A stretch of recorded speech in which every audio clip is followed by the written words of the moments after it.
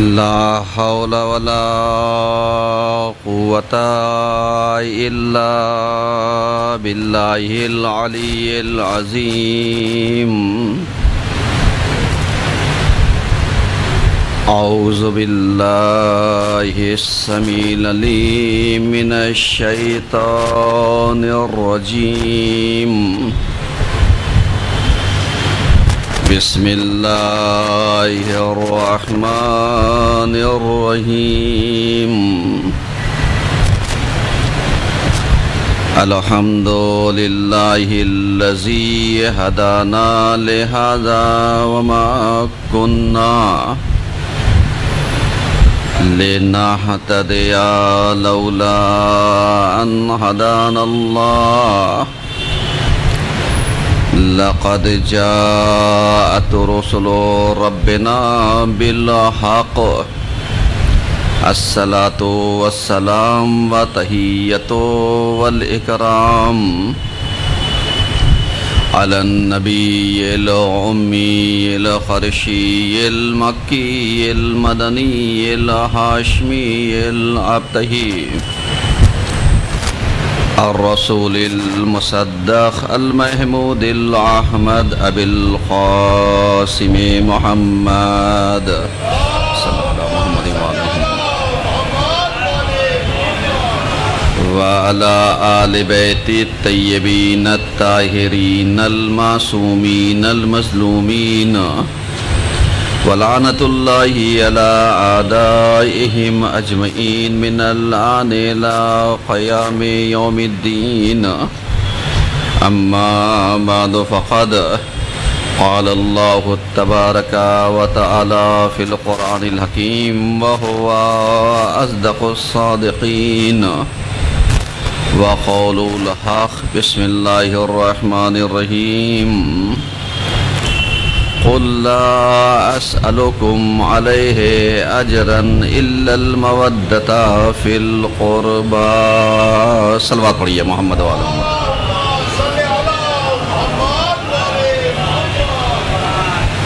عزیزان گرامی،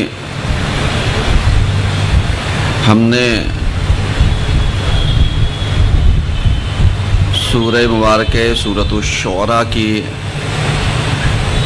آیت نمبر 23 آپ کے سامنے تلاوت کی ہے، اور یہ آیت ہمارے موضوع سے بہت زیادہ نزدیک اور قریب ہے، اور ہماری گفتگو اس عنوان پر جاری ہے کہ عزاداری محبت اور مودت کا پیغام دیتی ہے. اس پر ہم نے کئی مجلسیں پڑھی ہیں، اور اس سلسلے کی آج 7ویں مجلس ہے. اگر آپ نے ملاحظہ کیا ہو اور دیکھا ہو تو ہماری کوشش یہی رہی ہے کہ ہم عزا کے ذریعے، عزاداری کے ذریعے پیغام کو کس طریقے سے لوگوں تک پہنچا سکتے ہیں، اور کس طریقے سے ہم لوگوں کو مطمئن کر سکتے ہیں کہ جو ہم عزاداری برپا کرتے ہیں یہ ایک مقصد کے تحت ہے، اس کے پیچھے ایک ہدف ہے، اس کے پیچھے ہماری کوششیں ہیں، قربانیاں ہیں، اور ہم ان چیزوں کو پورا کر رہے ہیں کہ جو ہمیں امانت کے طور پر ہمارے سپرد کی گئی تھی. کیونکہ ایسا نہیں ہے کہ یہ عزاداری آج ہم نے نئے زمانے کے حساب سے شروع کر دی، یا عزاداری ہم نے نئے طریقے سے قائم کر دی. یہ تو عزا اسی وقت سے قائم ہو گئی تھی کہ جب واقعہ کربلا رونما ہوا، ورنہ اس سے پہلے بھی تاریخ گواہ ہے کہ جناب آدم سے لے کر کے خاتم تک اور خصوصی طور پر ولادت امام حسین علیہ السلام کے موقع پر بہت ساری روایتیں مل جائیں گی کہ واقعہ کربلا کا ذکر کیا گیا ہے. کوئی یہ نہیں کہہ سکتا کہ ذکر نہیں کیا گیا، لیکن جو عزاداری کی جو بنیاد ہے اس بنیاد کے پیچھے اگر کسی کی محنتیں ہیں، مشقتیں ہیں، قربانیاں ہیں، تو وہ بی بی زینب سلام اللہ علیہا کی ہے. اللہم صلی علی محمد وعلی محمد. یا علی. تو ان کی قربانیاں ہیں، اور انہوں نے جو قربانی دی اس کے بعد سے لے کر کے آج 1448 ہجری ہے کہ جس کی آج 6 تاریخ ہے، اور شب ہفتم محرم لگ گیا ہے، یعنی شب 7 لگ گئی ہے. لیکن اگر آپ ملاحظہ کیجئے، دیکھیے تو کیا عزاداری کا رنگ، عزاداری کا طور طریقہ، عزاداری کا جو سلیقہ ہے، جو ہم تک امانتیں آئی ہیں، کیا ان امانتوں میں ہم نے کمی کر دی ہے یا فروغ دیا ہے، یا ہم نے اس کو بڑھایا ہے، پھیلایا ہے، اس کو وسعت دی ہے، اس کو گسترش دی ہے، اس کو پوری دنیا میں عام کیا ہے. اور آج جب ہم اس ٹیکنالوجی کے دور میں زندگی بسر کرتے ہیں تو پہلے کی آواز کو یا ویڈیو کو کیپچر تو نہیں کیا جا رہا تھا، لیکن آج کے زمانے میں اگر آپ چلے جائیے تو معلوم دیا پرانی سے پرانی ویڈیو، پرانی سے پرانی آڈیو، اور آج زمانہ بڑھتا جا رہا ہے، اور یہ زمانہ یعنی ہائی ٹیک سے ہائی ٹیک ہوتا چلا جائے گا. اب ایسے موقع پر ہمارے نوجوانوں کی جو ذمہ داریاں ہیں وہ بڑھ جاتی ہیں، تاکہ جس زمانے میں یہ جی رہے ہیں یا جس زمانے میں یہ جیئیں گے وہ بہت ہائی ٹیک زمانہ ہوگا. ابھی کچھ نہیں ہے، ابھی تو صرف ہم نے اے آئی کا ایک ورژن دیکھا ہے، لیکن آنے والے زمانے میں یہ جو اللہ نے ہمیں یہ ہاتھ دیے، پور دیے، یہ ہماری آنکھیں دی، یہ ہماری پیشانیاں دی، یہی سب چیزیں ہمیں ان چیزوں کی بھی ضرورت نہیں پڑے گی کہ معلوم دیا ہم وسائل کے ذریعے رابطہ کر لیں، ہم اس کے ذریعے رابطہ. ایسا کوئی ذریعہ نہیں ہے، کیونکہ جیسے جیسے یعنی سائنس آگے بڑھتی جائے گی، ٹیکنالوجی کی دنیا میں ہم آگے بڑھتے چلے جائیں گے، ویسے ہی یہ جو پورا نظام اہل بیت نے ہمیں دیا ہے اس نظام کو لوگوں تک جب پہنچایا جائے گا تب ان کی سمجھ میں آئے گا کہ یہ اہل بیت ما فوق بشر ہیں. سمجھیے گا، یہ اہل بیت انسانوں سے اوپر لیول ہے، جہاں پر ہماری عقلیں جا کر کے ختم ہو جائیں گی، اہل بیت وہاں سے شروع ہوتے ہیں. یہ تو میں سمجھانے کے لیے کہہ رہا ہوں، ورنہ ان کے جو فضیلتیں ہیں، جو ان کا شرف ہے، وہ کہیں ہماری عقلوں سے بالا ہے. لیکن آپ ذرا سا اندازہ کیجئے کہ آپ اٹھائیے جو ہمیں میراثیں ملی ہیں علمی، ان میراثوں کو آج فروغ دینے کی ضرورت ہے. جیسے آج ہمارے نوجوان بچے بچیاں جب انہیں اسکول میں کوئی فارمولہ بتایا جاتا ہے، چاہے وہ فزکس کا ہو، چاہے میتھ کا ہو، چاہے کمپیوٹر کا ہو، کیمسٹری کا ہو، الی آخر بہت ساری چیزوں کا، تو یہ تعجب سے کہتے ہیں کہ فلاں سائنٹسٹ نے اس بات کو بتایا ہے. میں اس لیے اپنے نوجوانوں کو بتا رہا ہوں کہ آپ چاہے جتنا جس جگہ پر چلے جائیے، اگر آپ منبع تلاشیں گے، اگر آپ سورسز تلاشیں گے، اگر آپ ماخذ کو تلاشیں گے، یعنی ریسورسز آف اسلام، تو آپ کو جو چیزیں سرچ کرنے کے لیے جو ملیں گی، آپ جب وہاں تک پہنچیں گے تو پتا چلے گا وہ پورا پلیٹ فارم اہل بیت کا سجایا ہوا ہے. سمجھیے گا، وہ پورا پلیٹ فارم اہل بیت کا سجایا ہوا ہے. اور یہی پلیٹ فارم کو اگر دیکھنا ہے تو لوگوں نے سازشیں پیغمبر کے زمانے سے کی، اور نتیجہ یہ ہوا کہ جتنی بھی سازشیں یہ کرتے چلے گئے، لیکن سلام ہو ہمارے چھٹے امام کے اوپر. صلوات تو پڑھیے کم سے کم. جنہوں نے عزا کو، عزاداری کو، تعلیم کو، تربیت کو، اہل بیت کے معارف کو، قرآن کے حقائق کو، اہل بیت کی فضیلتوں کو، قرآنی احکام کو، فقہ کو، تفسیر کو، جتنی طریقے سے آپ نے اس کو پھیلایا ہے، جو آپ کو موقع ملا تھا وہ بھی جب دو گروپ آپس میں کیا ہو رہا تھا، لڑ رہا تھا. یعنی بنی امیہ اور بنی عباس کیا کر رہے تھے، یہ لڑ رہے تھے.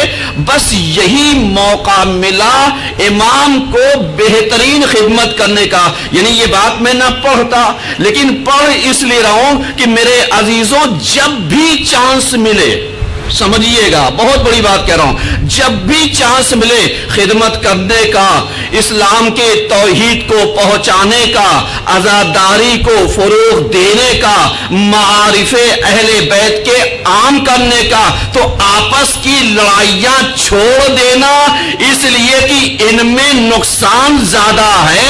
اب جو موقع سے فائدہ اٹھا لے جائے گا یا موقع سے قوم کو آگے بڑھاتا جائے گا، بس وہی کامیاب ہے. سمجھیے گا.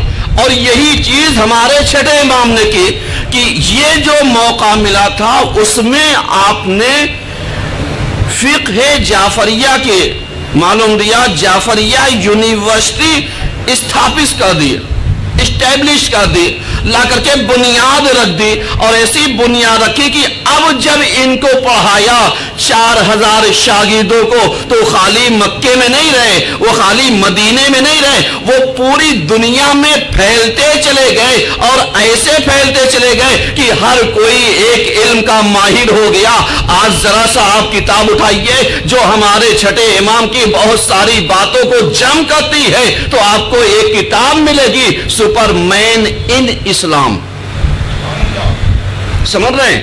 جب آپ اس کتاب کو جائیے گا تو اس میں بہت سارے فارمولے یعنی چھٹے امام نے جو بتائے ہیں اس کو جمع کیا گیا ہے. اور جب جمع کیا گیا تو اب یہ نوجوانوں سے کہا جاتا ہے یہ دیکھو فارمولے فزکس کے الگ ہیں، یہ دیکھو کیمسٹری کے الگ ہیں، یہ دیکھو فلاں میتھ کے الگ ہیں، یہ دیکھو فلاں سائنس میں یہ ہے، یہ دیکھو فلاں کمپیوٹر کی اپلیکیشنوں میں یہ ہے. میاں جب انسان نے اتنی بڑی اپلیکیشنیں بنا دی کہ اب بنانے والا خود غلطی کرنا چاہے تو اے آئی کہے گا غلط. سمجھیے گا، اے آئی کہے گا غلط. آپ ذرا سا کوئی پروننسیشن ڈال کر کے دیکھیے، غلط رہے گا وہ آپ کو کنورٹ کر کے صحیح دے دے گا. آپ ریسرچ کیجئے گا وہ صحیح لا کر کے دے دے گا. کیوں دے گا؟ اس لیے کہ اس کے اندر کمانڈیں جو دے رکھی ہیں وہ یہ صلاحیتیں ہیں کہ وہ 30 سیکنڈ کے اندر پورے یہ جو جال پھیلا ہوا ہے ویب کا، یہ سرچ کر کے لا کر کے رکھ دے گا. اب نوجوان کہتے ہیں اے آئی سے زیادہ ٹیکنالوجی ہے ہی نہیں. ذرا سا آپ آئیے اپنے مائنڈ کو یوز کیجئے. جب اپنے مائنڈ کو یوز کریں گے تب سمجھ میں آئے گا کہ اے آئی کی ٹیکنالوجی کے اندر سرچنگ پاور تو پایا جاتا ہے لیکن احساس نہیں پایا جاتا. سمجھیے گا، فیلنگ نہیں پائی جاتی. اب سمجھ میں آیا کہ انسان چاہے جتنا ترقی کر لے، اگر فیلنگ کو پیدا کرنا ہے، اگر احساس کو پیدا کرنا ہے، یہی وجہ ہے کہ اے آئی سے سرچ کریں گے وہ لا کر کے مجلسوں کو، گریو ماتم کو، فضائل اور مناقب کو، تمام ریسرچوں کو لا کر کے دے دے گا، لیکن گریہ نہیں کر سکتا. سمجھیے گا، لیکن یہی انسان جب فضائل کو، کمالات کو، امام حسین کے ذکر کو، عزاداری کو، عزا کو جب سنے گا تو اس کا دل بھی روئے گا اور یہ رونے جیسی صورت بھی بنائے گا اور یہ مائنڈ پھر پاک بھی ہو جائے گا۔ اب چاہے جتنا وائرس آ گیا ہو، غور کر رہے ہیں، چاہے جتنا فکروں میں وائرس ڈال دیا گیا ہو، یہ تو عزا کا کمال ہی یہی ہے کہ جیسے جیسے وائرس ڈالتے جاؤ گے ہر سال اینٹی وائرس کا نیا ورژن عزاداری کے نام پر آتا جائے گا، کوئی نہ کوئی آ کر کے فکروں کو پاک کرتا چلا جائے گا۔ ایک سلوات پر یہ سب مل کر کے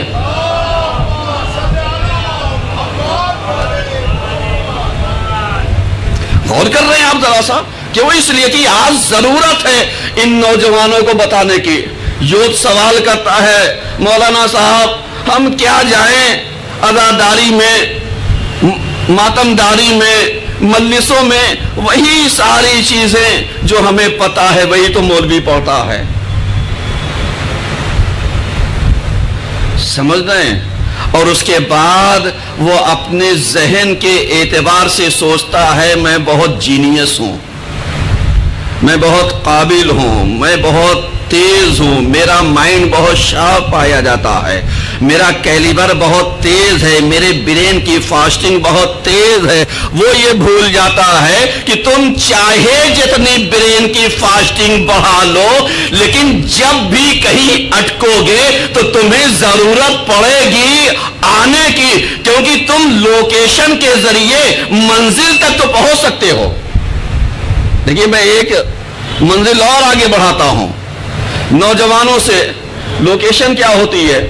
کہیں گے مولانا صاحب یعنی جہاں پر ہم ہیں، جہاں پر مجھے جانا ہے وہاں کی لوکیشن ہم نے بھیج دیا، کہا آپ یہاں پر چلتے چلے آئیے، لیکن اگر آپ پری پیڈ گاڑی سے آتے ہیں تو آپ کو پتا چلتا ہے کہ وہ کتنا ٹہلائے گا، چاہے آٹو والا ہو، ٹیکسی والا ہو، وہ اپنے 2-4 روپے کے مفاد کے لیے آپ کو بھٹکا دے گا۔ لیکن لوکیشن کام یہ کرتی ہے کہ اگر پہلا چوراہا چھوڑ گیا تو آگے سے راستہ دے دے گا، آگے سے گھمایا تو اس کے بعد سے راستہ دے دے گا، اس کے بعد سے گھمایا تو آپ کو بتائے گا آپ یہاں سے بیک جائیے، یو ٹرن ہوئیے، ایسے جائیے، منزل تک پہنچ جائیں گے۔ اب سمجھ میں آیا لوکیشن تو دنیا والوں کے لیے ہے، لیکن آؤ ذرا سا اہل بیت کے یہ جو 14 لوکیشنیں پائی جاتی ہیں، اب یہ نہ کہنا ہم پیروی خالی علی کی کریں یا امام مہدی کی کریں، غور کر رہے ہیں؟ یہ نہ کہنا کہ ہم پیروی خالی کس کی کریں، امام علی کی کریں یا امام مہدی کی، کہا نہیں، دیکھو یہ 14 راستے ہیں، تم چاہے جس لوکیشن پر پہنچ جاؤ گے سب پہنچیں گے اللہ کے یہاں۔ ایک سلوات پڑھیے سب مل کر کے۔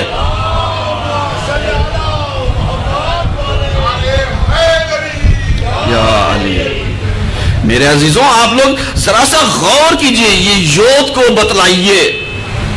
آج آپ ذرا سا دیکھیے، کل ہم نے پڑھا تھا ڈیجیٹل لائف کے اوپر، ذرا سی روشنی ڈالی تھی، آج بس ایک پوائنٹ پھر منزل تک آتا ہوں۔ موضوع ذہن میں رکھیے گا، گفتگو سمجھ میں آئے گی، کیونکہ عزاداری محبت اور مودت کا پیغام دیتی ہے۔ میرے عزیزوں جب آپ کے یا ہمارے موبائل کی بیٹری ڈسچارج ہو جاتی ہے تو ہم لوگ کیا کرتے ہیں؟ چارجنگ۔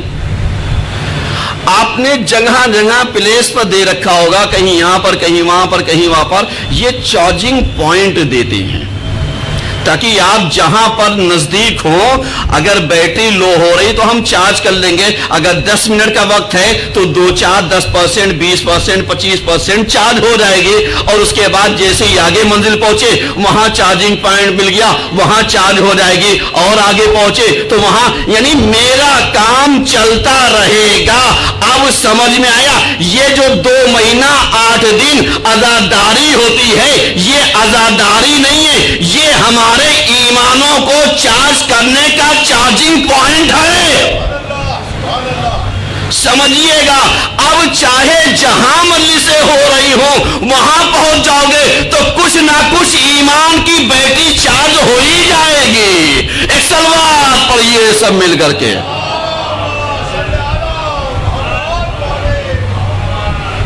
غور کر رہے نہیں کر رہے؟ یہ اذا کو آپ معمولی نہ سمجھیے. یہ اذا میسیجز دیتی ہے، بہت ساری فکروں کو سنوارتی ہے، نکھارتی ہے، بہت ساری فکروں کو آراستہ کرتی ہے، ہمارے مائنڈ کو میک اپ کرتی ہے، ہمارے برین کی فاسٹنگ کو بڑھاتی ہے. میرے نوجوانوں، میرے یوتھ، پڑھنے کا سمجھنے کا جو زمانہ ہے وہ یہی ہے کہ اگر تمہاری فکریں 18 سال سے لے کر کے 24 سال کے بیچ جتنا تم ترقی کرنا چاہو گے کر جاؤ گے، اس کے بعد آپ کی برین کی فاسٹنگ بڑھنے والی نہیں ہے. یہی وہ ہے جہاں پر گروتھ پیدا ہوتا ہے، یہی وہاں پر ہے جہاں پر ہم کسی چیز کو ڈیولپ کر سکتے ہیں. لیکن اگر یہ وقت ہم نے موبائل میں، گیم میں وقت گزار دیا، گھر کے اندر یا آپسی اختلاف میں، یا معلوم دیا کوچنگ پڑھنے گئے، ٹیچر سے نظریاتی اختلاف ہو گیا، کسی سے پھڈا ہو گیا، کسی سے کچھ ہو گیا، معلوم دیا اسکول گئے، چھوڑ دیا پڑھنے کے لیے آگے. نوجوان یاد رکھو کہ یہ جو موقع ملتے ہیں، اسٹوڈنٹ لائف جو ہے یہ گولڈن چانس ہے، بار بار نہیں ملتی، اور جب بھی ملے گی تو اس کو کیچ کرو. اس لیے کہ چانس ایک ہی بار ملتا ہے بڑھنے کا اور ترقی کرنے کا. اگر اس کو تم نے سوار لیا تو سمجھو بہت آگے تک جاؤ گے. لیکن کیا کہنا تمہاری لائف میں، دنیاوی میں حالات میں چانس ایک دو بار مل سکتے ہیں، لیکن کیا کہنا ان فرش اذاؤں کا یہ جب ہر سال آتی ہے تو ہماری قسمتوں کو سنوارنے کے لیے آتی ہے. اگر بھٹک گئے ہو، بہک گئے ہو، گناہوں میں ڈوبے ہو، گنہگار ہو، خطا کار ہو، تو آؤ یہ عزاداری کا موقع تمہیں چانس بار بار دے رہا ہے. حور کا مقدر بنا لو، اپنی تقدیروں کو سنوار لو، اپنے آپ کو آگے بڑھا لو. کیوں؟ اس لیے کہ یہ عزاداری محبت سے مودت تک لے کر کے جاتی ہے.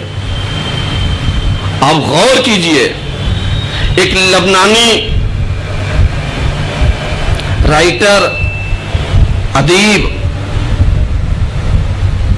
عیسائی، سمجھیے گا، آج نوجوانوں سے سوال کیجئے تم اہل بیت کی خدمت کیسے کر سکتے ہو، تو کہے گا آج کل مولانا صاحب وقت ہے ہی نہیں ہے. جیسے کل میں نے عرض کیا تھا آپ کی خدمت میں کہ آج کل کے بچے اتنے ہائی ٹیک ہو گئے ہیں کہ وہ 20 سیکنڈ کی ویڈیو کو وہی دیکھنا چاہتے ہیں جو ان کو پسند ہے، اور بقیہ ہی تو اس کو کیا کر دیا، آگے بڑھا دیا کہ یہ ہمارے لائق نہیں، یعنی ہم دیکھ نہیں سکتے ہیں. سمجھ رہے ہیں؟ تو جو انسان 20 سیکنڈ کا ٹائم اپنا نہ دینا چاہ رہا ہو، کیا اس سے یہ توقع کی جا سکتی ہے کہ وہ آ کر کے اہل بیت کی خدمت کرے گا؟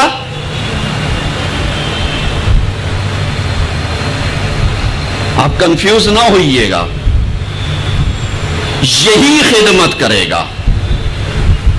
کیوں خدمت کرے گا؟ کیونکہ اسے اپنے ہر سیکنڈ کے کیلکولیشن کا اندازہ ہے کہ اگر میں نے اپنے وقت کو، اپنے ٹائم کو یوز نہیں کیا تو یہ نکل جائے گا.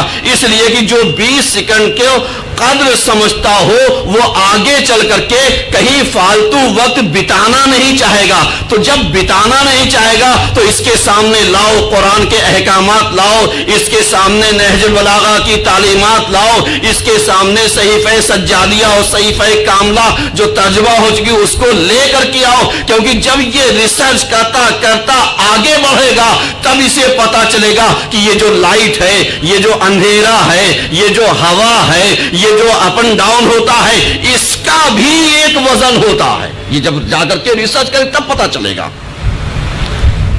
کہ اس کے بھی وزن ہوتے ہیں.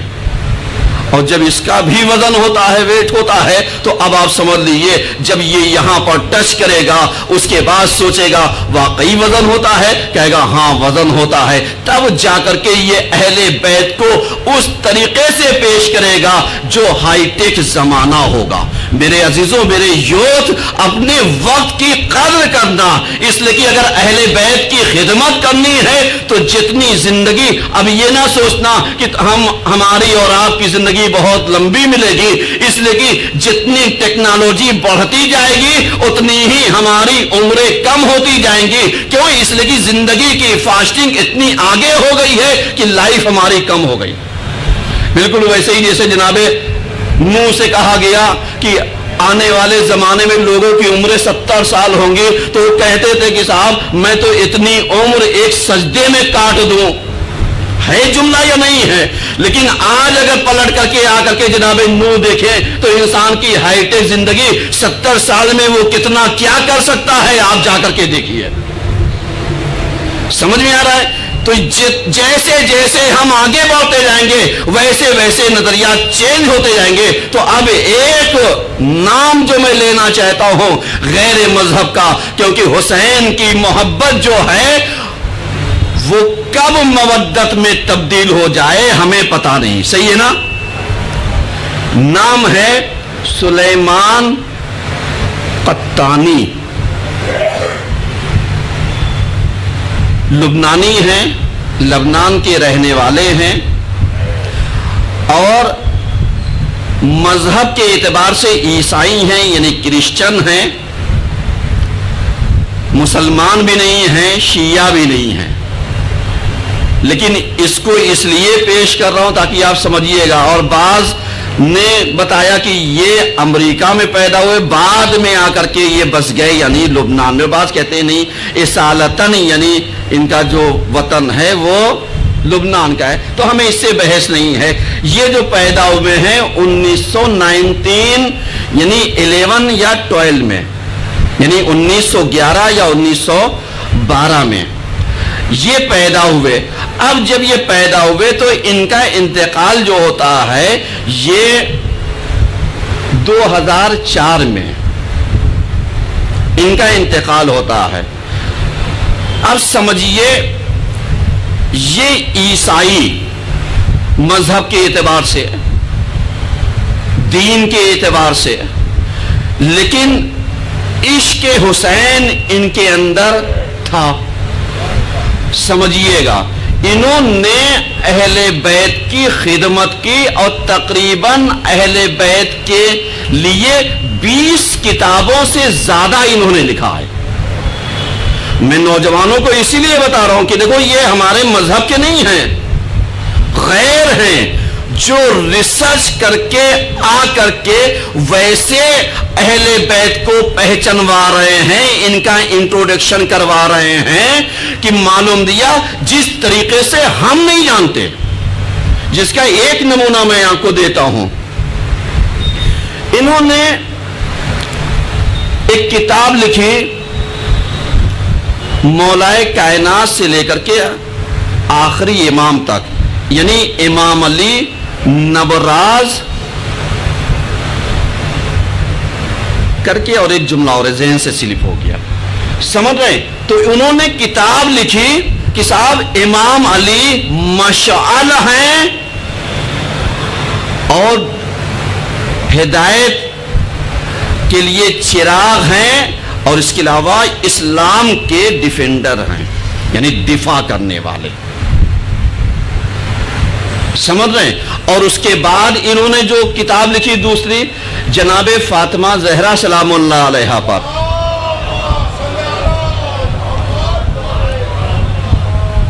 انہوں نے لکھی فاطمۃ الزہرا وطر فی غمد، یعنی فاطمہ زہرا ایک ایسی تلوار ہیں جو حق اور باطل کے درمیان جدائی کرنے والی ہیں۔ یعنی ایک ایسا غلاف ہے، ایک ایسی ننگی تلوار ہے کہ جو ظاہر بھی نہیں ہے لیکن دشمن کے چہرے کو آشکار کرنے والی ہیں۔ اب آپ ذرا سا سمجھیے گا، یعنی یہ سب کتابیں جتنی ہیں عربی میں لکھی ہیں، کیونکہ بہت مشکل ہوتا ہے کتابوں کے نام کو یاد کرنا، سمجھ رہے ہیں؟ کیونکہ بہرحال یعنی غیروں کی کتابیں ہیں، جب مطالعہ کیا جاتا ہے، محنت کی جاتی ہے، تو بہت سارے نام صرف ہو جاتے ہیں، ذہنوں سے رہ جاتے ہیں۔ لیکن آپ جانتے ہیں جناب فاطمہ زہرا کے اوپر انہوں نے کتاب جو لکھی ہے وہ سن 1960 میں، یعنی 1960 میں نجف میں یعنی ایک کمپٹیشن ہو رہا تھا سیدہ فاطمہ زہرا سلام اللہ علیہا پر۔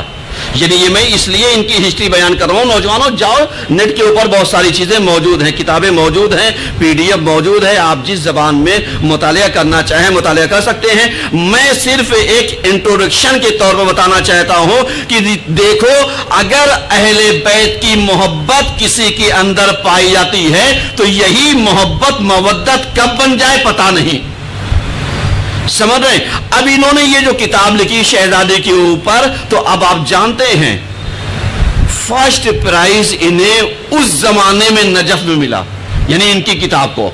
یہ جو رائٹر ہیں کوئی مسلمان نہیں ہیں، شیعہ نہیں ہیں، یہ کرسچن ہیں، عیسائی ہیں، لیکن ان کی کتاب جو آئی وہ فرسٹ پوزیشن پر، اور ان کو جو انعام ملا وہ فرسٹ پرائز انہیں ملی۔ اب اس کے بعد امام موسیٰ صدر نے ان کی کتاب کے اوپر تقریض لکھی ہے، یعنی 2 بول لکھے ہیں، کتاب کی تعریف اور تمجید کی ہے، سمجھ رہے ہیں؟ اس کتاب میں ہے کیا؟ جو اگر آپ خلاصہ کریں گے تو انہوں نے یعنی شہزادی کی زندگانی سے لے کر کے آخر تک اور آ کر کے ایک جو نتیجہ دیا ہے وہ یہی دیا ہے کہ شہزادی وہ عصمت پر فائز ہیں کہ جس کی کوئی حد بندی کی نہیں جا سکتی۔ سمجھیے گا، یعنی ایک غیر مسلم ہو کر کے شہزادی کی معرفت میں اتنا گم ہو گیا کہ وہ یہ بتانے لگا کہ ان کے عظمت اتنی ہے، ان کا شرف اتنا ہے کہ ان کو اگر ہم محدود کرنا چاہیں تو ہم محدود نہیں کر سکتے ہیں۔ اب بہت سارے نادان انسان یہ ایک سوال اٹھاتے ہیں کہ شہزادی کل میدان محشر میں بخشوائیں گی کیسے؟ سمجھ رہے ہیں؟ بخشوائیں گی کیسے؟ آپ کو پتا ہونا چاہیے یہ چھپے ہوئے رازوں میں سے ایک راز ہیں جو چھپی ہوئی ہیں، ظاہر بھی نہیں ہیں، اور اس کے بعد فرقان ہیں، حق اور باطل میں جدائی کرنے والی ہیں، حجاب میں رہ کر کے، عصمت میں رہ کر کے لڑکیوں کے لیے، خواتین کے لیے ایک آئیڈیل ہیں۔ اب یہیں پر اپنی بچیوں کے لیے، اپنی ماؤں اور بہنوں اور خواتینوں کے لیے ایک میسج دینا چاہتا ہوں۔ سمجھیے گا، یہاں کے ممبر سے بہت بڑی بات کہنے جا رہا ہوں۔ میرے عزیزوں، کیا ہر کسی کو لباس رسول یا آل رسول میسر ہے؟ بولیے ذرا سا، آپ تو خاموش ہو گئے۔ یہ جو امامہ، ابا، قبا، یہ اہل بیت کا مقدس لباس ہے، سب کو ملا ہے، سب پہن سکتے ہیں؟ آپ کہیں گے نہیں، سب نہیں پہن سکتے ہیں، لیکن کیا کہنا وجود فاطمہ زہرا کی برکت کا کہ ہر خاتون چاہے تو فاطمہ کے عصمت کی چادر کو اوڑھ سکتی ہے اور عصمت کے اندر داخل ہو سکتی ہے۔ ایک سلوات پڑھیے سب مل کر کے۔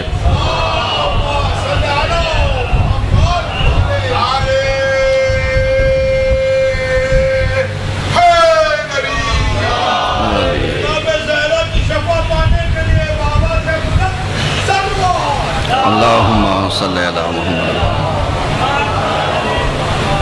سمجھیے گا، یہ جو عصمت کی چادر میں نے کہا ہے، یہ عصمت سے مراد چادر ہے، غور کیجیے گا، کیونکہ عصمت حدود رکھتی ہے، معنی اور مفاہیم رکھتے ہیں. کوئی صاحب ایسا نہ ہو کہ یہ 2 second 3 second 5 second 10 second clip کاٹیں اور وائرل کر دیں. صحیح ہے نا؟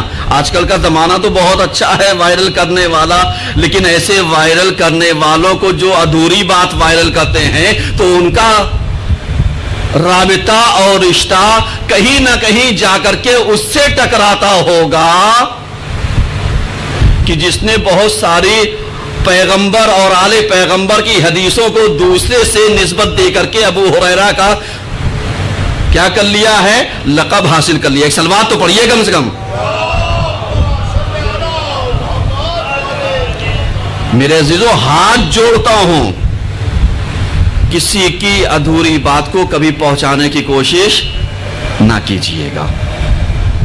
یہ تو ایک کمنٹ تھا جو میں نے وہ کیا کہ ایسا کچھ نہیں ہے. ہم عزادار کو اتنا شعور مند ہونا چاہیے کہ یہ دشمن کے حربے کو پہچانتے ہوں، دشمن کے وار کو یہ پہچانتے ہوں، کیونکہ آج کا جو زمانہ ہے وہ ہارڈ وار کا نہیں ہے، وہ سافٹ وار کا ہے. اور یہ جو سافٹ وار ہے یہی ٹیکنالوجی کی وار ہے اور کچھ نہیں ہے کہ آپ جس کو چاہیے ایک لمحے میں ہیرو بنا دیجئے، آپ جس کو چاہیے ایک لمحے میں زیرو بنا دیجئے. یہ ہے ٹیکنالوجی کی وار، اور چاہے جیسی چیزیں قائم کر دیئے، لیکن آپ اس کے اوپر نہ جائیے گا. کیوں؟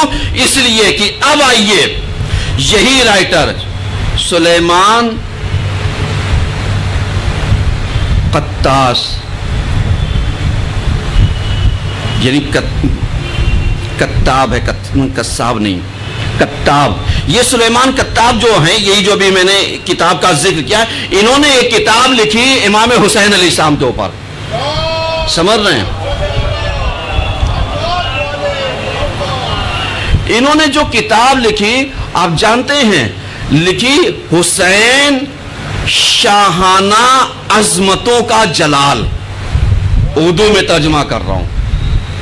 حسین شاہانہ عظمتوں کا جلال، یعنی ان کی ہیبت، ان کی ہمت، ان کی شجاعت، ان کا سب کم سے کم 20 سے زیادہ انہوں نے کتابیں لکھی ہیں. اور آپ ذرا سا سلیمان کتاب کے بارے میں جائیے تو آپ کو پتا چل جائے گا کہ یہ کہاں پر کیا کرنا چاہتے ہیں، کیا لکھنا چاہتے ہیں. اور اس کے بعد آ کر کے امام کی ان باتوں کو لا کر کے رکھا کہ میں یقیناً مسیحی رہ گیا، میں یقیناً شیعت کی طرف نہیں آیا، لیکن میرا دل، میری روح، میری فطرت، میری تینت کب حسینی بن گئی مجھے پتا ہی نہیں چلا. اس لیے کہ میرے اندر جو چیزیں، جو کوالٹیاں پیدا ہو گئی، وہ حق اور باطل کو پہچاننے کی کوالٹی پیدا ہو گئی. میں بتا سکتا ہوں حق کیا ہے، باطل کیا ہے، میں بتا سکتا ہوں واقعیت کیا ہے، میں بتا سکتا ہوں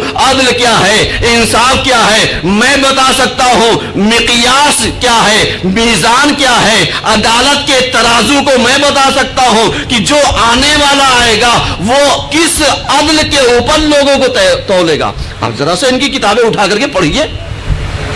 ایک غیر نے لکھی ہے میرے عزیزوں. تو نوجوانوں، یوں جا کر کے جس زمانے میں تم جی رہے ہو، ہائی ٹیک زمانے میں، اس عزاداری کے ذریعے محبت کو مودت تک کیسے پہنچانا ہے، اب یہ تمہاری ذمہ داری ہے. چاہے جس طریقے سے چاہو اس پیغام کو عام کر سکتے ہو، پہنچا سکتے ہو، اس لیے کہ تمہارے پاس وہ ٹیکنالوجی آنے والے زمانے میں ہوگی جہاں پر یہ موبائل کی ضرورت نہیں ہوگی. یہ ہاتھ کے اندر خود ہی اتنی ترنگیں پائی جاتی ہیں کہ ان ہاتھوں کے ذریعے کوڈنگ ہوگی اور ہم رابطہ اپنے امام سے کر لیں گے.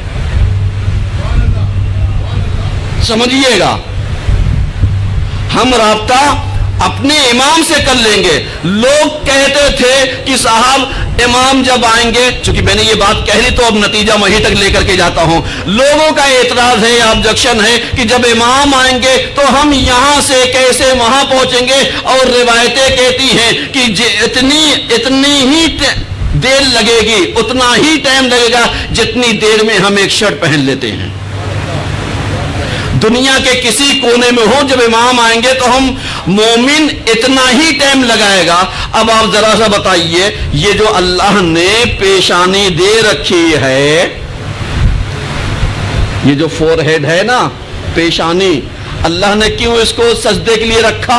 کہا اس لیے تاکہ تمہارا رابطہ ہمارے نیٹ ورک سے باہر نہ جانے پائے، تاکہ جب ہماری حجت آئے گی تو اعلان وہاں پر کرے گا، پتہ تمہیں چل جائے گا، اور جیسے ہی پتہ چلے گا تو جو ایمان والا ہوگا، جو مومن ہوگا، وہ بس اشارہ کرے گا، بادل اتر آئے گا، وہ بادل پر بیٹھے گا، بادل لمحے بھر میں امام کی خدمت میں پہنچا دے گا۔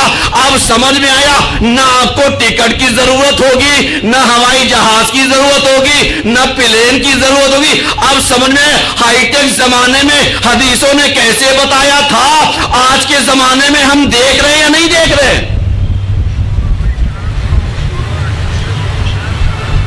سمجھ رہے ہیں؟ آج کے زمانے میں ہم دیکھ رہے ہیں، اور تو جب دیکھ رہے ہیں تو نوجوانوں کو بتاؤ۔ اب سمجھ میں آیا؟ ایک روایت پڑھ کر کے اپنی منزل تک آنا چاہتا ہوں، بس یہاں سے تمام بقیہ باتیں انشاءاللہ کل۔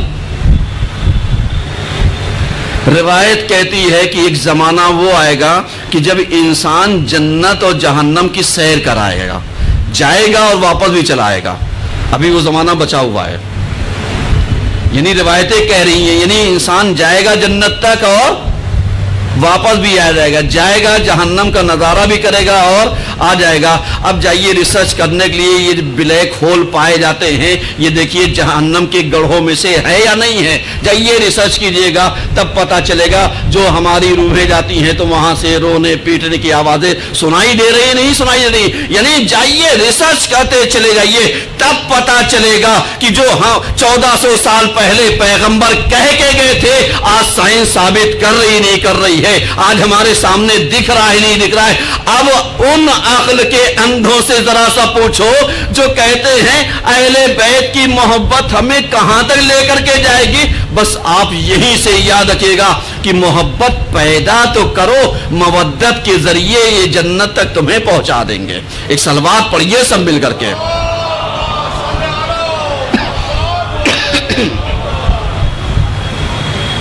اور اسی مودت کا ایک اظہار قاسم بن حسن ہے۔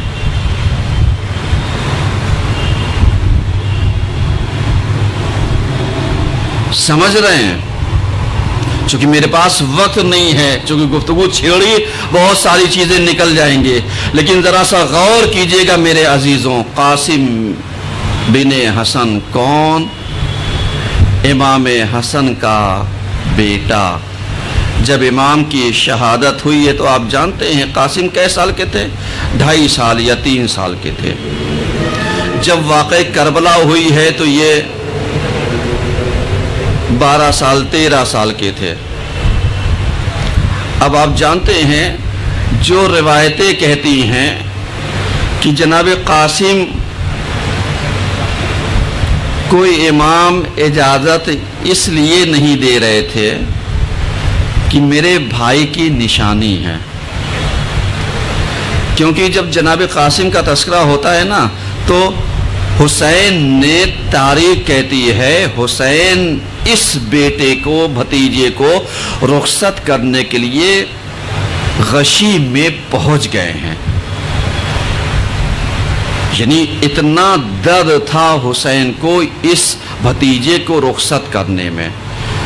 جب میں نے بہت تلاشا تو ایک ریزن یہی ملا کیونکہ جناب قاسم امام حسن علیہ السلام کی شبیہ تھے اور ان کی پرورش خود امام حسین علیہ السلام نے کی تھی، چونکہ بھائی کی شہادت کے بعد بھتیجے کی پرورش چچا نے کی تھی۔ یہی وجہ تھی کہ چچا اور بھتیجے کی محبت اگر دیکھنا ہے تو قاسم کو اور حسین کو دیکھ لو، اور چچا اور بھتیجی کی محبت کو دیکھنا ہوگا تو عباس کو اور سکینہ کو دیکھ لینا۔ یہ 2 کردار ہیں جو کربلا میں ہمیں کیا ہو رہے ہیں، نظر آ رہے ہیں۔ اور جناب قاسم جانتے ہیں رجس جو پڑھی ہے، اب میں صرف اس کا ترجمہ بتا رہا ہوں، مصائب بعد میں پڑھوں گا. یہ سب مصائب کے جملات ہیں، لیکن ذرا سا اندازہ کیجئے گا. جناب قاسم نے، رجز کیا ہوتا ہے؟ رجز ہوتا ہے اپنی پہچان بتانا، آ کر کے لوگوں کو بتانا میں کون ہوں. یہ آ کر کے بتاتے ہیں انا قاسم بن حسن ان تنکرونی، اگر تم مجھے انکار کرتے ہو، نہیں پہچانتے ہو، فَإِنَّا قَرْهُ الْحَسَنِ، تو یاد رکھنا میں حسن کا بیٹا ہوں.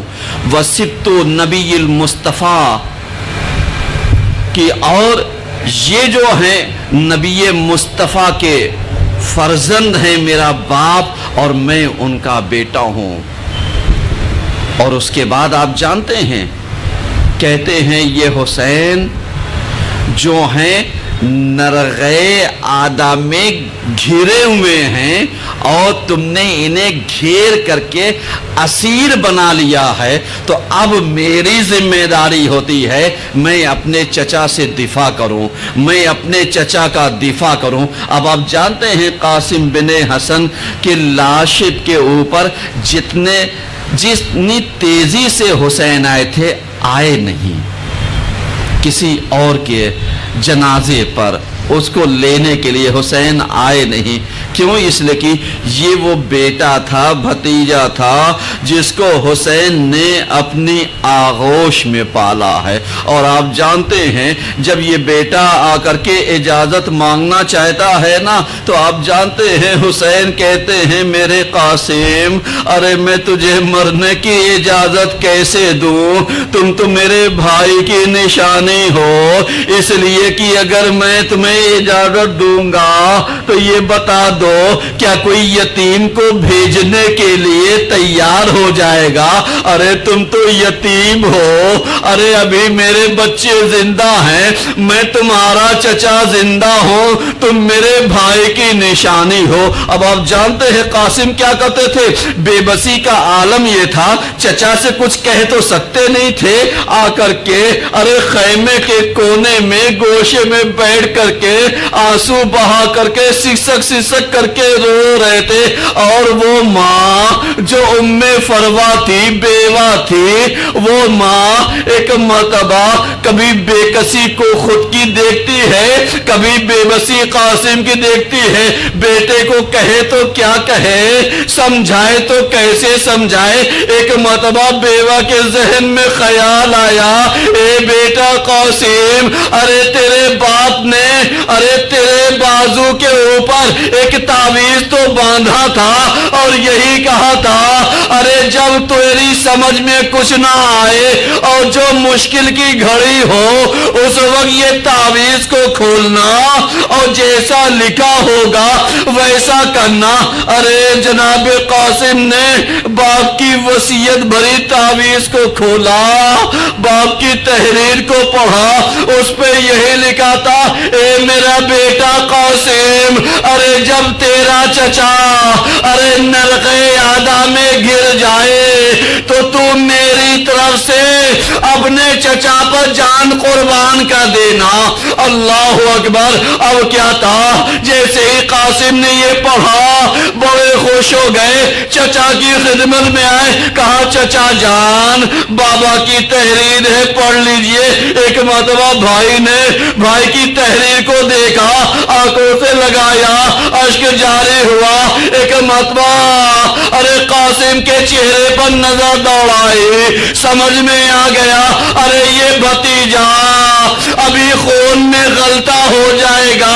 ایک مرتبہ حسین خوب روئے. اب آپ جانتے ہیں ان کو رخصت کرنے کے لیے جناب عباس، جناب زینب، جناب امام حسین یہ وہ مل کر کے آئے، کیونکہ جناب قاسم اتنے کم سن تھے کہ ان کا قد گھوڑے کے اوپر، تسمے کے اوپر جو زیرہ تھی، اب آپ جانتے ہیں وہاں تک پہنچ نہیں پا رہا تھا. اب اس کے بعد تلوار حمائل کی تو وہ زمین سے خط کھینچتی جا رہی تھی. اب جانتے ہیں مولا عباس نے گھوڑے پر بٹھا تو دیا، لیکن آپ جانتے ہیں ایک مشہور جملہ، ایک مرتبہ امام نے اس سے پہلے ارے قاسم سے ایک سوال کر لیا، اے بیٹا جانا چاہتے ہو تو जाओ खुदा हाफिज। अरे मैं रोकूंगा नहीं, लेकिन इतना बताते तो जाओ कि तुम हम पर जान फिदा कर रहे हो। इतना बता दो ये मौत तुम्हारे नजदीक कैसी है। एक मरतबा कहा चचा जान आहला मिनल असल, अरे ये शहद से ज्यादा शीरी है। एक मरतबा हुसैन ने मैदरे शहादत को पेश किया, कहा ये कासिम, अरे तेरा भी नाम लिखा है, तेरे छोटे भाई अरे अली असगर का भी नाम लिखा है। एक मरतबा अरे शुजाते हाशमी को गैरत आ गई। एक मरतबा कहा चचा जान क्या अशकिया खैमे में आ जाएंगे? कहा नहीं बेटा, अरे मैं असगर को खैमे से लेकर के जाऊंगा। अल्लाह अकबर। मैं कहूंगा कासिम, अरे अब मैदान में गए, लड़ाई करते करते आप जानते हैं कासिम ने 4 पहलवानों को और उसके बाप को कत्ल कर दिया। और उसके बाद आप जानते हैं कब तक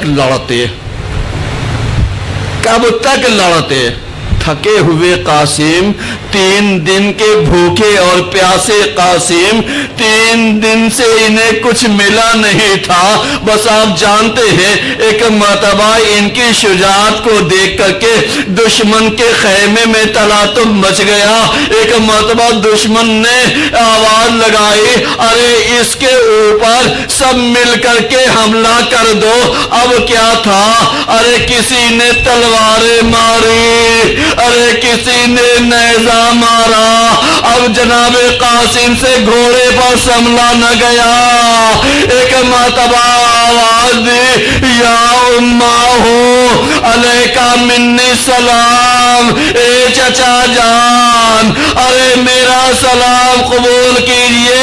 एक तरफ से अब्बास दौड़े, एक तरफ से हुसैन दौड़े।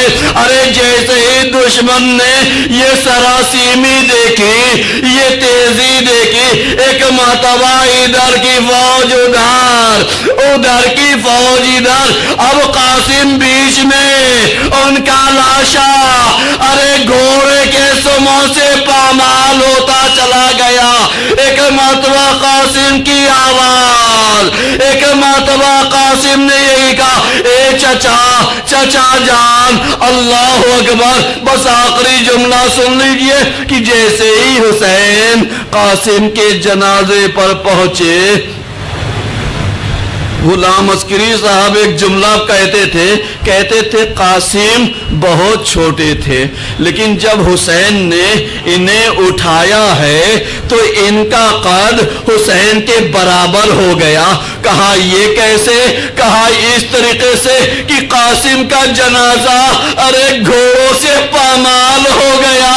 एक रिवायत ये है, दूसरी रिवायत सुन लीजिए, इसके बाद अभी शबीहें आएंगी, इसके बाद अभी आप जनाबे कासिम का को पुरसा देंगे। अब आप जानते हैं एक मरतबा अरे ये घोड़े के सुमों से कासिम न रहे, अरे तकसीम हो चुके, इनका लाशा अरे टुकड़ों में बढ़ गया था।